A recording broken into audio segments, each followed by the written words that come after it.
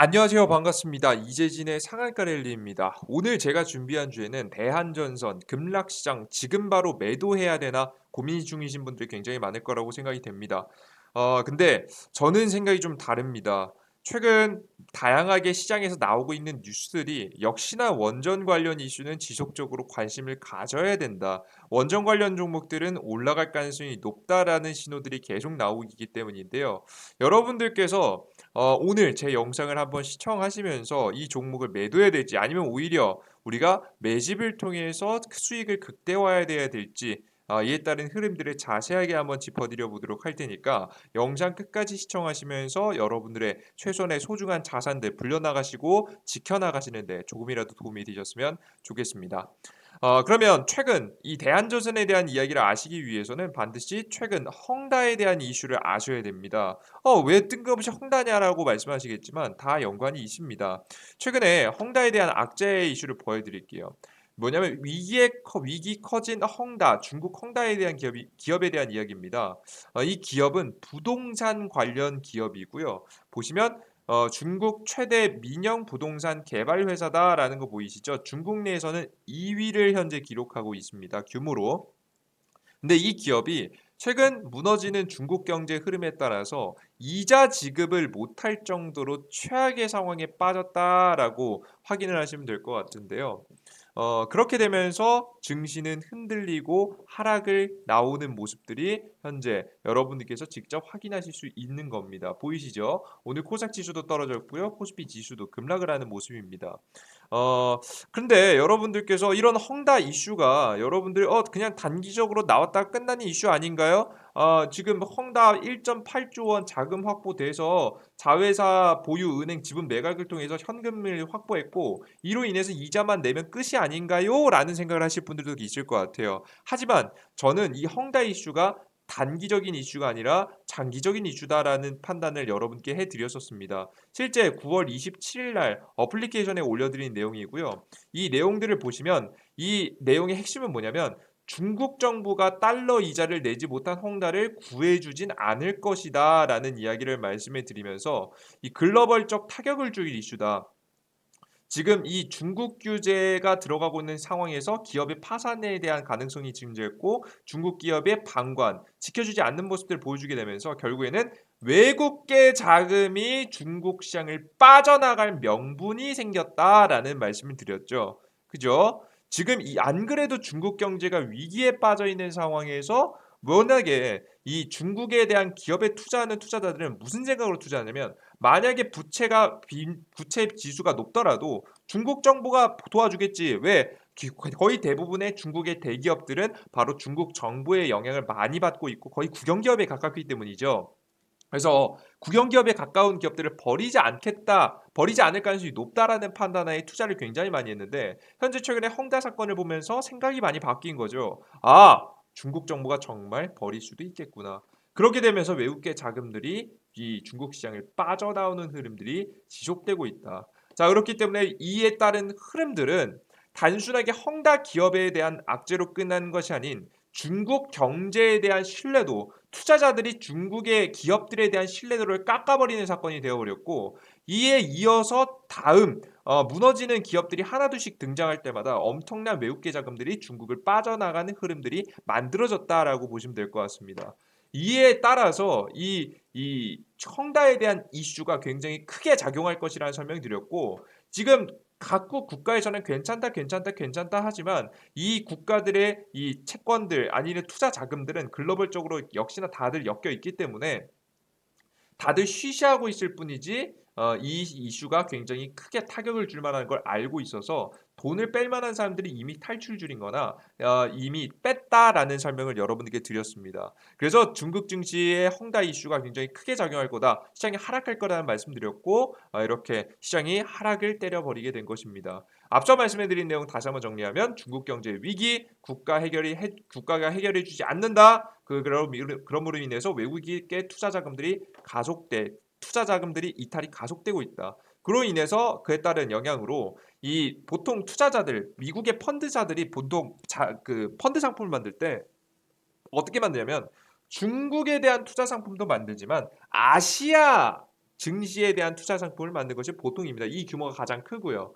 그렇기 때문에 중국에 대한 판매, 이 아시아 경제에 대한 불확실성이 커지면서 거기서 펀드 자금에서 자금을 빼게 되고 많은 사람들이 그 자금들이 빠져나가게 되다 보니까 똑같이 아시아 경제에 속해 있는 한국에서도 자금들이 빠져나가고 있다라고 보시면 될 것 같습니다. 이해되셨죠? 뭐 그것게 아니더라도 경제적으로 지리적 위치라든가 금융적 위치적으로도 한국은 중국하고 연관이 깊어서 중국의 영향을 당연히 받게 되면서 우리나라 환율도 이렇게 크게 흔들리는 모습입니다. 그래서 외국인 자금들이 어마무시하게 오늘 또 이탈을 하는 모습이었죠. 그런데 여기서 중요한 점입니다. 그런데 오늘 추가적인 악재가 나옵니다. 중국의 전력난, 공장 가동 중단, 정전 헝다 위보다 크다라는 이슈가 나옵니다. 제가 앞서 뭐라고 말씀드렸죠? 안 그래도 헝다 이슈가 만들어 놓은 건 헝다 기업 자체가 당장에 망하는 게 중요한 게 아니라 이 인식이 바뀌었다는 설명 드렸죠. 근데 중국의 전력난까지 오게 되면서 제2의 헝다 같은 기업들이 계속해서 줄줄이 등장할 만한 가능성들이 나오게 되는 거죠. 이런 흐름들이 나오고 있는 겁니다. 실제 이렇게 전력난이 난 이유는 뭐냐면 석탄도 바람도 물도 줄었다라는 내용 중에 보면 지금 아래 보시면은 최근에 굉장히 많은 이 석탄 전용 석탄 가격이 연초 대비 화력 발전소죠. 화력 발전소의 화력 발전용 석탄 가격 연초 대비 50% 이상 폭등했고 그로 인해서 중국 정부가 대비를 여태까지 해왔으나 여러한 방법으로 대비를 해왔으나 지금 현재 이것이 제대로 된 대응이 되지 않고 있고 안 그래도 다음 전력으로 밀었던 수력, 풍력 그리고 태양광 등 같은 이런 친환경 발전기들은 거의 환경에 영향을 받습니다. 뭐 만약에 예를 들어서 우리가 강수량이 줄어들면은 우리가 수력 발전에 대한 수요가 그 발전량이 줄어들 것이고요. 바람이 많이 불지 않으면 풍력도 당연히 발전량이 줄어들 것이고 그 이외에 태양광 같은 경우에도 비가 오거나 구름이 끼게 되면 태양광 발전은 발전할 수 없게 됩니다. 하더라도 굉장히 경미한 정말 작은 양의 발전량으로 인해서 이렇게 제대로 된 전력 공급을 안정적으로 할 수 없게 되죠. 이것을 유일하게 해결해 줄 수 있는 게 원전인데 지금 현재 중국 정부 입장에서는 원전을 주력으로 밀기보다는 다른 친환경 발전기를 통해서 주력으로 밀어 가려고 과거부터 노력을 했었기 때문에 그에 따른 영향이 최근에 중국의 전력 공급에 대한 차질을 불러왔다라는 이야기를 이 글에서 하고 있는 겁니다. 아시겠죠? 어, 여기까지 이해되셨습니까? 그죠? 뭔가 냄새가 나죠? 그리고 중국 국금증권에서 나온 내용에 따르면 지금 현재 안 그래도 석탄이 부족하고 가격이 올라가지고 전기 생산을 잘 못했는데 이 비축분이 15일어치밖에 남지 않았다는 기사입니다. 오늘자 기사고요. 추가적으로 조달을 통해서 이 날짜는 길어질 수 있으나 언제든지 중국의 전기 공급이 끊길 수 있다라는 환경을 여러분께서 보실 수가 있는 겁니다. 그래서 이번에 중국 전력난에 국경절 연휴 불 꺼진 거리 건물 많이 많아질 듯이라는 기사까지 나오고 있죠. 자, 그럼 여러분들께서 이러한 흐름은 누가 왜 만들었는가? 왜 이렇게 중국이 이렇게까지 무너졌는가?에 대한 생각을 해보실 필요가 있습니다. 역시나 정답은 뭐냐면 미국입니다. 미국의 중국 압박이 정확하게 들어맞고 있다라고 보시면 될 것 같죠. 지금 원유 전 세계 원유라든가 이 석탄 천연자원의 패권을 쥐고 있는 국가는 바로 특히나 이제 화력 발전에 패권을 쥐고 있는 국가는 바로 미국입니다. 셰일가스 그리고 안 그래도 원유 생산력을 통해서 이 미국이라는 나라가 이 중동 지역에도 미국의 자본이 뻗쳐 있죠. 그렇게 되면서 사실 원유 가격 상승 하락 같은 경우에는 거의 미국의 정확히는 유대인 지금 현재 집안이 만들고 있다라고 보시면 될 것 같아요. 그들이 만들어내는 흐름이기 때문에 최근에 일부러 원유 가격을 상승시키는 흐름들이 나와줬고요. 그로 인해서 중국의 화력발전소의 석탄 가격이 비싸지면서 만들 수 없게 되는 구조가 나왔고 안 그래도 지금 수출 규제를 통해서 중국의 수출길이 막힌 모습이고요. 일부러 환율 상승을 만들어내기 위해서 중국 악재들을 일부러 부풀리거나 중국에 대한 악재들을 만들어내는 모습들을 여러분께 직접 보셨을 겁니다. 즉 중국을 겨냥한 정책들이 계속해서 나오게 되면서 중국을 압박하고 있다. 그러한 가운데에서 전력난까지 나오고 헝다 악재가 터진 거다라고 보시면 될 것 같아요. 이해되셨어요? 아시겠죠?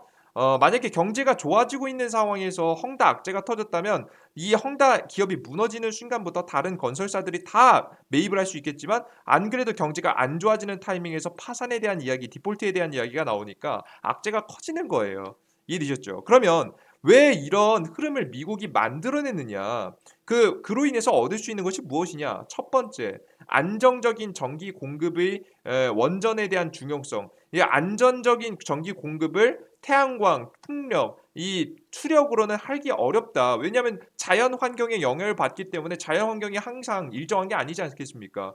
그래서 인류가 안정적으로 이 저탄소에서 전기 생산을 받을 수 있는 것은 원전이기 때문에 원전에 대한 이야기들을 강조하는 부분이고요. 그리고 느려지는 중국 경제 회복, 이런 문제들이 터지게 되면 중국의 코로나 바이러스 이후에 경제 회복이 더뎌지게 됩니다. 지금 미국이 바라는 경제 회복은 뭐냐면 K자 회복이에요.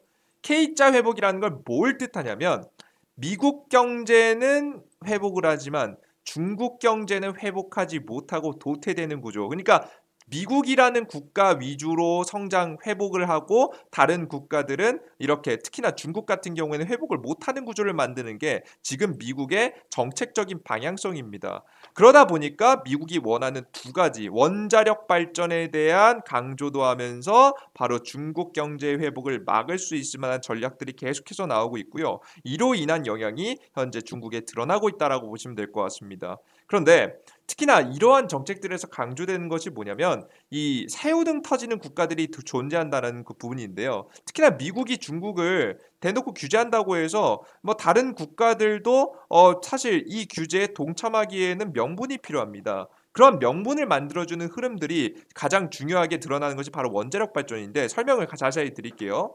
분명히 이러한 정책들, 저탄소 정책으로 인해서 전경련이 문제가 되고 원유 가격 상승과 이 석탄 가격 상승으로 인해서 다른 국가들도 전기가 분명히 부족해지게 될 겁니다. 고래 싸움에 새우등 터지듯이 한국뿐만 아니라 대부분의 국가들도 전력 공급에 굉장히 차질을 빚게 될 겁니다. 자, 그런데 이러한 상황에서 문제를 해결할 수 있는 유일한 발전소가 뭐라고요? 원자력 발전이라고요. 근데 원자력 발전은요, 개나 소나 다 가지고 있는 기술이냐? 그렇지 않습니다.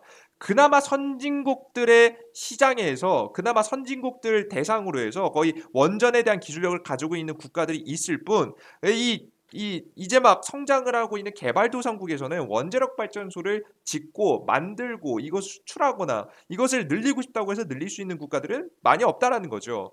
안정적인 전기 공급이 가능한 무탄소 발전, 특히나 최근에 바이든 정부에서 강조하고 있는 무탄소 정책, 이 탄소 중립 정책에 지금 현재 반하지 않고 국가를 이끌어가기 위해서는 반드시 필요해지는 게 원자력 발전입니다.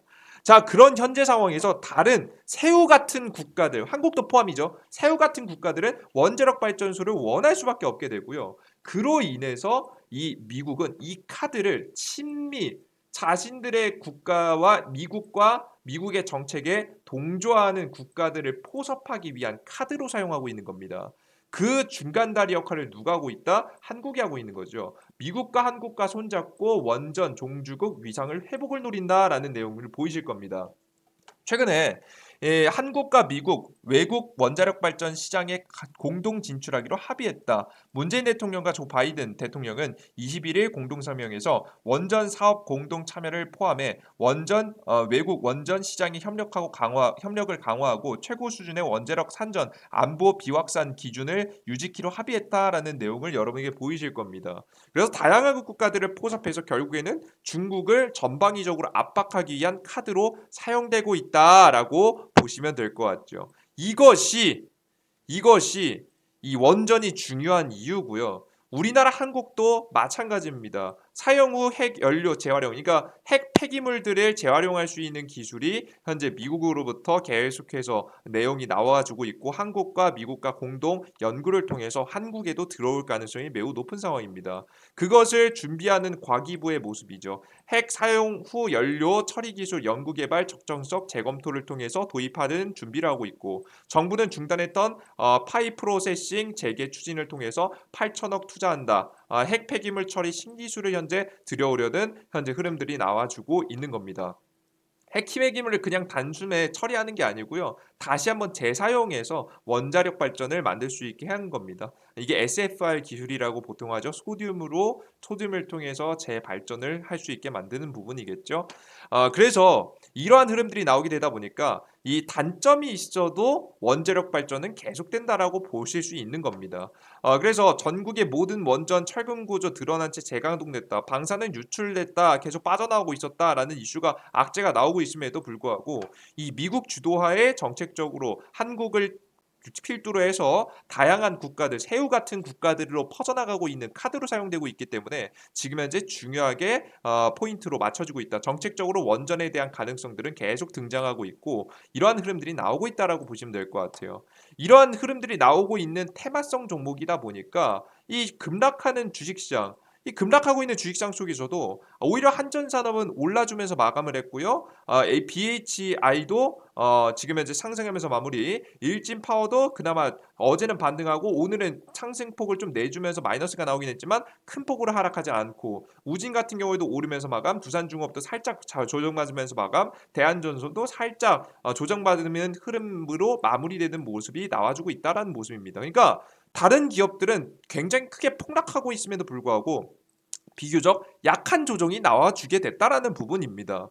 이게 약한 조정이냐 이거 약한 조정 아닌 것 같은데 지금 내가 느끼기엔 굉장히 큰 조정인 것 같은데 라고 이야기를 하시겠지만 여러분들 제가 최근에 말씀드렸던 건 기억나십니까? 지금 현재 미국과 중국의 환율 전쟁 앞서 말씀드렸던 제재도 결국 환율 전쟁의 일환이에요. 환율 전쟁의 일환으로 인해서 주식시장은 급락하고 있습니다. 이에 따른 자세한 이야기는 제가 투자자 필수 영상을 통해서 전달해 드렸으니까 확인하시고요. 이 내용을 여러분께 들으신 분들은 아시겠죠. 지금 현재 시가총액 상위 종목들이 올라가는 시장이 절대 아니라 테마주성 종목들이 올라가는 시장이라는 말씀을 분명히 드렸고 지금 현재 오히려 원전 관련 종목들은 살아있는 주식이지 다른 종목들보다 나은 상황이다. 특히나 삼성전자, SK하이닉스, 네이버, 삼성전자 우 삼성 바이오로직스, LG화학, 카카오, 삼성, LCD, 현대차, 셀트리온 시가총액 상위 종목들 즉 외국인 수급에 영향을 받고 있는 거의 대부분의 기업들 간단하게 볼까요? 어떻게 됐는지 봐요 여러분들. 삼성전자 어떻게 됐습니까? 급락하고 있죠. 반등도 제대로 못하고 급락을 하고 있습니다. SK 하이닉스 급락 당연하겠죠. 네이버, 카카오 당연히 급락을 했습니다. 반등도 못하고 있어요 여러분들. 악재가 터지면서 급락한 것 치고는 과하게 떨어지는 모습이었죠. 심지어는 LG화학 당연히 악재 떨구면서 LG화학이 악재 나오면서 떨어졌다고 해봅시다. 근데 심지어는 어떤 기업 지금 악재조차도 없는 삼성 바이오로직스조차도 급락하고 있는 상황입니다. 어제 보시면 이 삼성 바이오로직스 악재 없는데 마이너스 5% 털렸어요. 고가 대비해서는 이미 몇 포인트? 마이너스 20% 나오고 있다고요. 그죠? 이런 종목들 지금 시장 환율 전쟁 때문에 장기 투자 이외에는 답이 없는 상황이 나와버렸습니다. 저는 이미 고가에서부터 비중을 줄여놓으라고 말씀드렸습니다. 이러한 시장에서는 오히려 뭐가 낫다? 대한전선 낫다. 대한전선 같은 종목들이 제일 나은 상황이다. 정책적 이슈가 있는 주식들은 들고 가야 되는 주식이다. 대한전선 지금 팔아야겠습니까, 여러분들? 왜요? 급락하는 시장 속에서 버티고 있는 종목인데요? 우리가 이 종목이 엄청난 폭등을 지금 당장 보이면서 우리의 계좌를 우상해 시켜준다라는 말씀을 드리지 못할 것 같습니다. 하지만 적어도 팔만한 주식은 아니더라. 팔만한 주식 아니더라. 제가 말씀해드렸듯이 시장에 이 대한전선 들고 계신 분들은 만약에 이 주식으로 손실을 보고 있다고 한들 오히려 대응을 잘하고 있는 것이다. 라는 말씀을 여러분들께 과감하게 드릴 수 있을 것 같아요. 아시겠습니까? 무슨 주식이 마이너스가 났는데 적절한 대응이냐, 괜찮냐 이런 얘기를 하실 분도 있을 것 같아요. 하지만 여러분들께서 제가 여태까지 해왔던 이 매매와 방법들, 흐름들을 여태까지 지켜보신 분들은 아실 겁니다. 저요? 천재도 아닙니다. 저 대단한 사람 아니에요. 여러분 주식시장에서 가장 큰 수익을 내고 있는 사람 아닙니다. 하지만 적어도 최소한의 시장에 대한 전체적인 그림을 봤을 때 확률 높은 전략과 종목들을 찍어내드렸다는 것은 여러분께 직접 확인하셨을 겁니다. 아직까지 국내 원전 추가 설립에 대한 기대감 충분히 남아있고 내년 대선 2022년도 3월까지 기대감 남아있기 때문에 분명히 상승할 만한 타이밍 나올 가능성이 매우 높다라는 설명. 원전 관련 종목은 여기서 끝나는 것이 아닌 추가 상승을 보일 만한 가능성이 높다라는 설명을 다시 한번 강조해 드립니다. 이것은 제가 이미 이재진의 상한가를 어플리케이션에서도 계속해서 시황에 대한 내용과 종목에 대한 내용 제시해 드리면서 여러분들께 증명해 드리고 있습니다. 100% 무료로 진행되는 어플리케이션이기 때문에 관심 있으신 분들은 같이 다운로드 받으시면 좋을 것 같죠. 무조건 수익 100% 확률 그런 건 없습니다. 하지만 여러분들께서 물리는 종목들, 손실 보는 종목들 분명히 있을 수 있겠지만 제가 그래도 적어도 높은 수익률의 종목들은 찍어내 드릴 수 있겠다. 이러한 시장에 대한 전략과 종목들 찍어내 드리면서 여러분들께 증명해내고 있습니다. 높은 수익률에 대한 매매 나는 혼자서 가능하다 하시는 분들은 혼자 하셔도 됩니다. 하지만 정말 초보자분들 난 시장에 대한 흐름을 스스로 읽기 정말 어렵고 시장의 흐름을 짚어줄 사람이 필요하며 종목을 어떤 종목을 찍어야 될지 모르겠다 하시는 분들은 이 이재진의 상한가 랠리 어플리케이션에서 100% 무료로 시황에 대한 정보와 추천 타이밍, 추천 종목들을 제시해드리고 있으니까 여러분들께서 어플리케이션 다운로드 받으셔서 많은 도움 받아가셨으면 좋겠습니다. 저는 최고의 매매를 할 수 있는 사람이 아닙니다. 하지만 우리가 최소한의 정말 제대로 된 대응 정도는 할 수 있는 정말 우리가 무지하게 그냥 종목 매수해서 투자하는 사람이 아니라 정말 뭐 이런 삼성전자, SK 하이닉스 왜 이런 하락이 나오는지, 카카오 왜 이런 하락이 나오는지 악재가 터져서 이런 종목이 급락을 한 게 아니에요. 악재가 터지는 데다가 이렇게 악재가 터졌다고 해서 마이너스 23%가 27%가 떨어지는 게 아닙니다. 원달러 환율 외국인 자금 이탈에 의해서 이런 흐름이 나오고 있는 거예요. 만약에 이런 원달러 환율이 변동이 없었다? 여러분은 이 종목 단기간에 떨어졌다가 다시 반등했을 겁니다. 하지만 여러분들 우리는 알고 있지 않겠습니까? 조금이라도 배우지 않았습니까? 정말 기초라도 알지 않았습니까? 지금은 대형주 투자할 때가 아니라는 설명을 여러분에게 드렸고 오히려 테마성 종목들 이 대한전선 같은 관련 종목들을 편입해야 되는 시기라는 설명을 계속해서 드렸습니다. 요걸 아신다라고 한다면 앞으로 투자에 내가 그냥 고집 부리는 게 아니라 최소한의 제 말을 처음부터 믿지 않으셔도 됩니다만은 앞으로 시장 지켜보시면서 여러분들께서 추가적인 전략들 최소한의 전략들이라도 얻어갈 수 있는 여러분이 되셨으면 좋겠습니다. 그래도 최근 제가 여러분들께 전략들을 짚어드리고 최소한의 대응을 하셨다라고 감사하다라는 댓글을 달아주시는 분들 많으셔서 너무나도 뿌듯합니다.